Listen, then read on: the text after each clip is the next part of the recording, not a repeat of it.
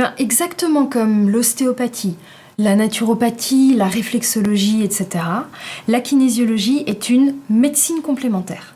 Elle a pour objectif la gestion des blocages, sous toutes leurs formes, en prenant en compte tous les aspects de la personne, c'est-à-dire l'énergétique, le corporel, le mental et l'émotionnel. Il y a énormément de stress et de blocages sur lesquels la kinésiologie peut intervenir. Mais on pourrait citer par exemple les tensions musculaires déjà, donc les problèmes de dos, les maux de tête, etc. Les difficultés relationnelles, que ce soit dans sa vie personnelle ou professionnelle. Tout ce qui va être lié à l'apprentissage, donc les problèmes de mémoire, de concentration, d'agitation. Les inhibitions, les peurs, les angoisses de toutes sortes.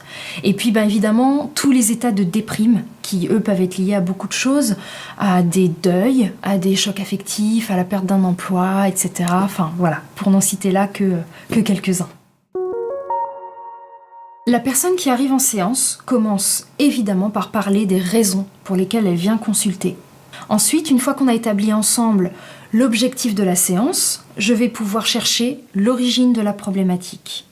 Il faut savoir que l'origine est très souvent inconsciente pour la personne.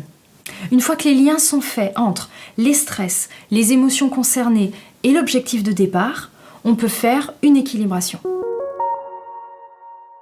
En fait, c'est simplement un exercice que soit je vais faire sur la personne, soit que la personne va faire elle-même et qui va permettre de réajuster tous les paramètres sur lesquels on a travaillé pendant la séance pour retrouver en quelque sorte un équilibre naturel. En gros, on a bougé des choses, des informations, des émotions, des mouvements et on fait en sorte de replacer tout ça correctement. Ça se fait en utilisant le test musculaire, qui est le principal outil de la kinésiologie. Il s'agit simplement d'appliquer des petites pressions très légères, ça n'a vraiment aucun rapport avec la force musculaire. Donc des petites pressions, en général, sur le bras, c'est ce qu'on va utiliser le plus souvent. Et c'est la réaction musculaire qui va nous permettre d'interroger le corps et de cibler tout ce que le cerveau a pu mémoriser comme étant un stress, en lien avec l'objectif de départ.